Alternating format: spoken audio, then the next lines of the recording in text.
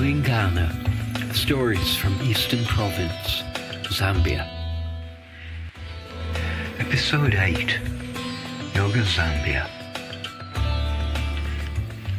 My friends in Zambia are mostly Christian because of the missionaries, but their religion is a simple worship, and it moves me greatly. I've been to a Dutch Reformed church service when I first came to Zambia, and I love the choir, and the feeling of sincerity in the people's worship moved me very, very much. I admit I got a bit bored by the preacher, and that's probably why I won't bother to go back to a church service. And then I went to a funeral service for my friend's son, and the grief being expressed just hit something primal in me. I had to really fight to keep it together. It was so raw.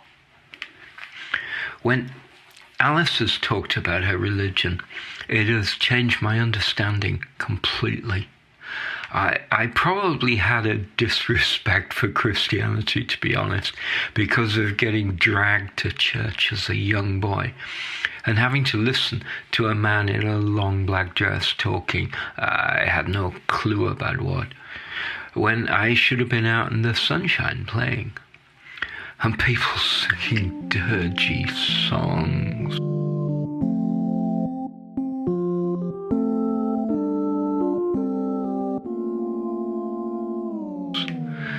That made you want to curl up and die. I believe that was called high church in Anglican parlance. Man, if you listen to the joy in the singing at an African church service, well, I'd have joined the club definitely, but no, the English did dirgy stuff.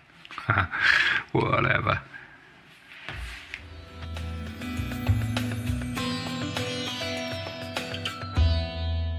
It never occurred to me that there would be any conflict between religion and yoga when I first went to Zambia. In the classes I'll tell you about later, we had Christian and Muslim in the class. There's no discrimination in Zambia. People are very much grown up about being together as human beings. Anyway, we moved seamlessly from physical posture class into relaxations that were really introductions to meditation. And a few people wanted to learn more about meditation. After a while, I realized that the spaciousness that develops in meditation creates a greater space in which to pray. In yoga, we might call it Bhakti yoga. Let's hear from Alice. I have come to believe that yoga is very important to our daily lives.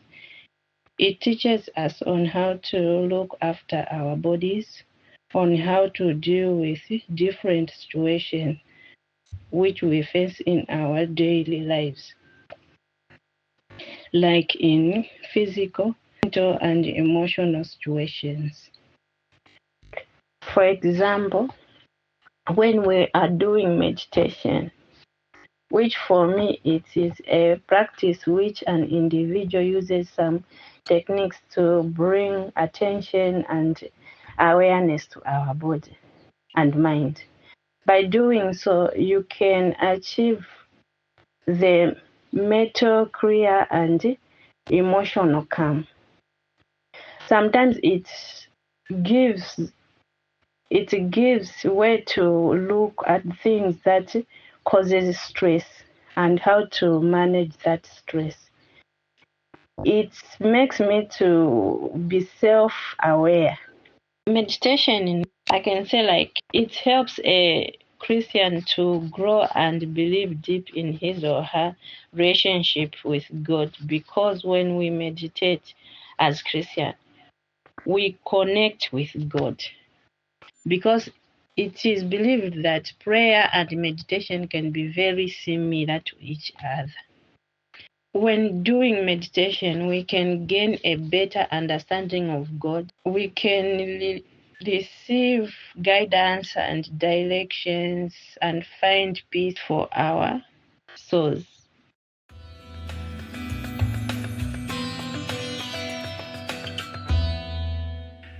For me, after my not-so-great experience of Christianity, my mother stopped hassling me about religion. And my young life took a different direction. When I was about 14, I found a second-hand copy of the Bhagavad Gita. It blew my mind, and I also had a stark realization at that age, just falling asleep one night when, bang, wide awake, staring me in the face, the sure knowledge that I would die and my existence would end. And those things set me on my journey of discovery, and yoga became my particular way of exploration.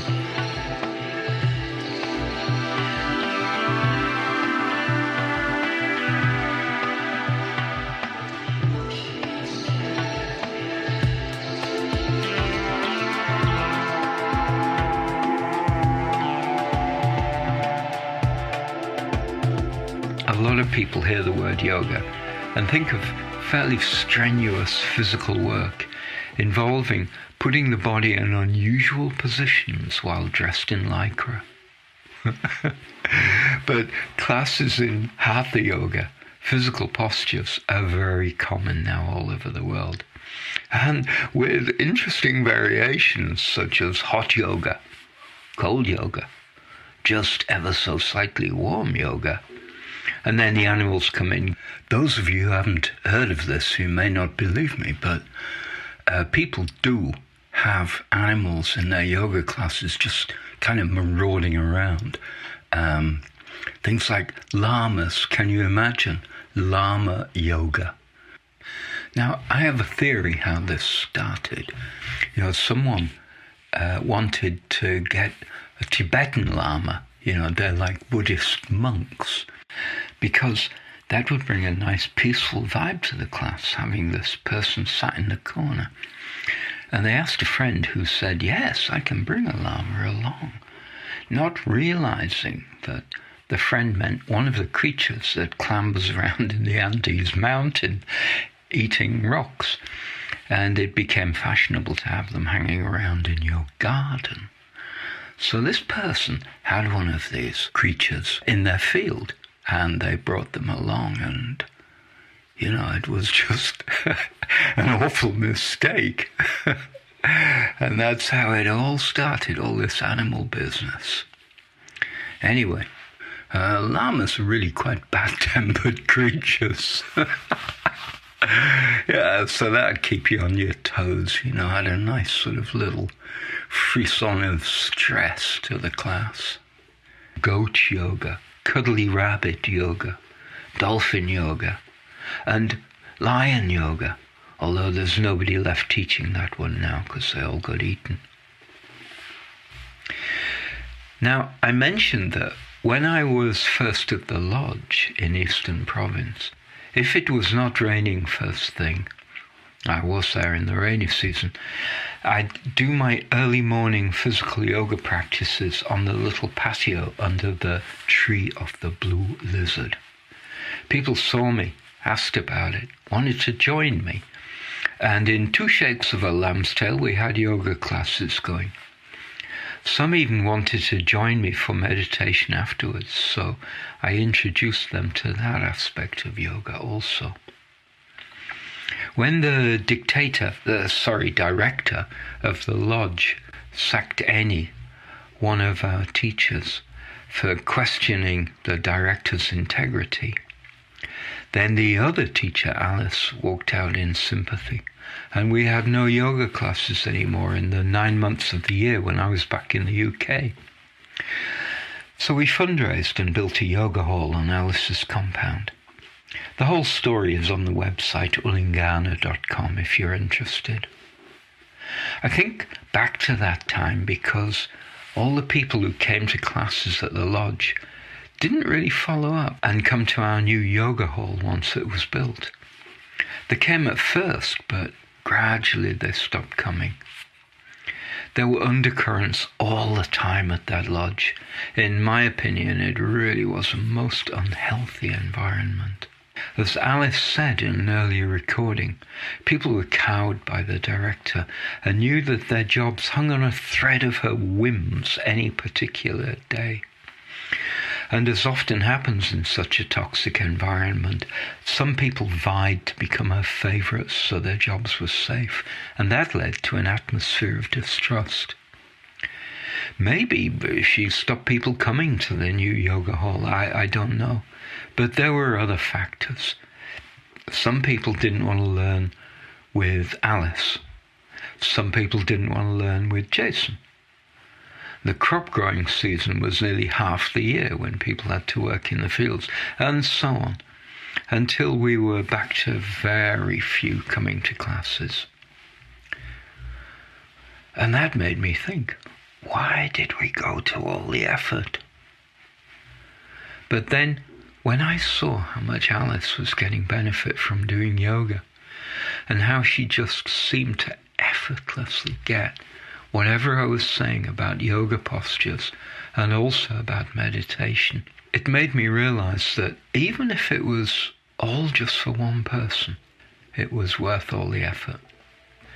Katie also was touched by what was happening, but she is a young growing girl and will develop her own way forward to inner understanding if that's what she chooses.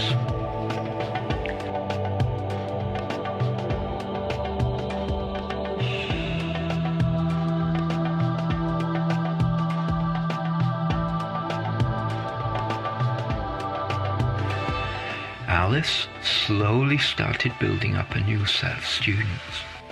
She is a great teacher, in my opinion, and slowly things started happening again. But this time it was the younger people who wanted to come to yoga classes. First, Katie and her friend Cabasso, who is a hearing girl, not deaf. Then Cabasso's friends started coming.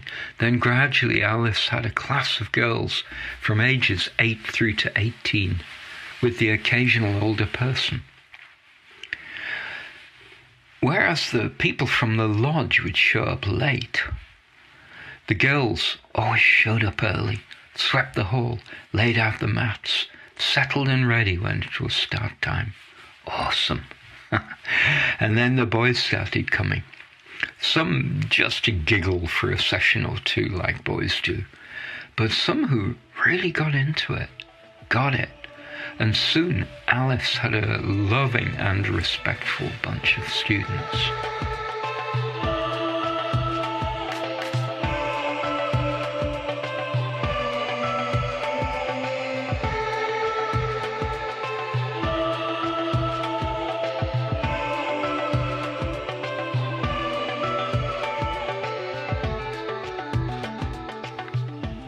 One year I went and the class thought, oh, here's a white guy come to yoga. And that made me so happy, even though I was the one who started it all going, because it was like, this has really become Alice's class now. That time they wanted me to teach a posture so they could go home and tell their parents, hey, look, even old people can do yoga.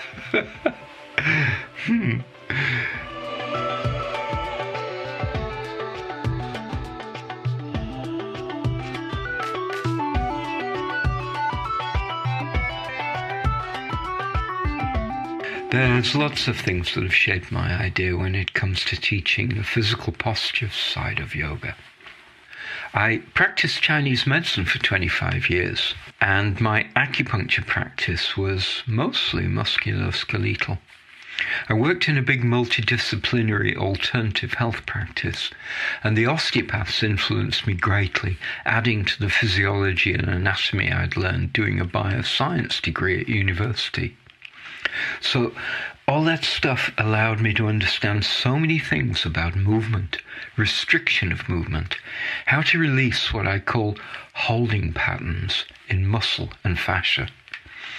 A brief flirtation with karate and tai chi when I was younger also made me realize the importance of center of gravity in movement and balance.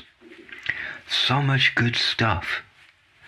You can get more detail from my website, Movement into Stillness, all one word, .wordpress.com, if you're interested. So, because I had a blank sheet to start from in Zambia, my yoga teaching was probably a bit different from the average way that yoga is taught in Europe and the West. But straight away we started seeing improvement in, for example, back pain from working bent over in the fields with the hoe. And some great fun classes playing with balance postures. And those I was teaching to teach, Alice, Annie, Jason, they understood where I was coming from, even though this was the first time they had encountered the concepts and ideas that I was teaching. It was exciting times. When we first built the yoga hall, people would see us practicing from the track and stop to talk. What are you doing? Is this a gym? No, we're doing yoga. What is yoga? You don't get asked that question in the West because everyone has an idea of what is yoga. So I had to think on my feet. Oh, well, yoga is about freedom of movement. And I thought after, yes, that's a cool definition, because my style of physical yoga, anyway, is about removing blocks to free movement. And the inner yoga, you could say, is about enabling the free movement of mind and emotions. Let's hear from Alice now. Okay, so talking about asanas. When yoga was introduced to the people in the compound, a lot of people were very surprised, thinking, what are these people doing? To those who were interested, they started joining us. They find it very interesting. Like to the beginners, where you show them on how to stand, like finding our balance, where you go through the body. How is my head, shoulders, hips, feet? I think we couldn't stand straight until we were told those things. Or when we show them the knee movement, which is in 3 stages, they were like, oh, look, I couldn't move my neck like this because it was paining me.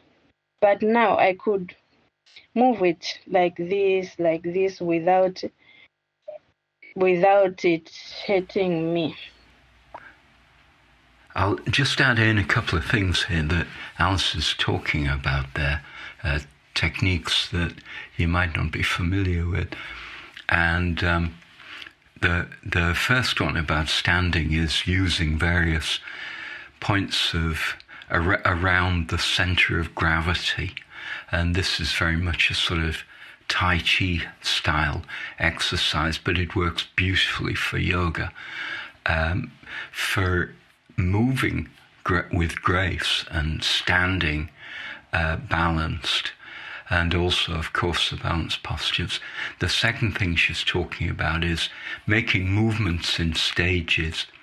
And this is a technique that it's kind of related to muscle energy technique that the osteopaths do, but it's a little different.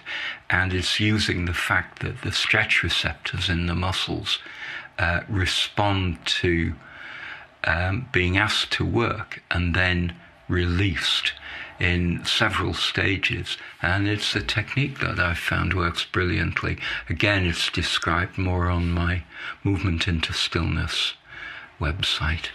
Same when we talk about pose, like the stretching of the back or spinal twist, cobra, cat, or side-to-side bend, they see them that these poses were very important. Like when you had a long day of working in the field, you can choose one of these poses. You do it when you are in your room. You find that you feel good. All those muscles that were holding, it can be your back or maybe your legs, are gone. You feel released. So this is what they really loved about these asanas. But now we stopped doing yoga because it is a very tough year. We were affected with the drought. So everyone is busy. Each day you have to look for food and water every day. So everyone is trying to survive. We just hope that it will be different this coming season so that we can start doing yoga again. Imagine having to spend your days just trying to get enough water and food to survive. Yoga Zambia will happen again probably. Let's pray for the rains this year. And next time, I'll tell you about some of the work we've done just trying to soften the blow of these natural disasters. See you then.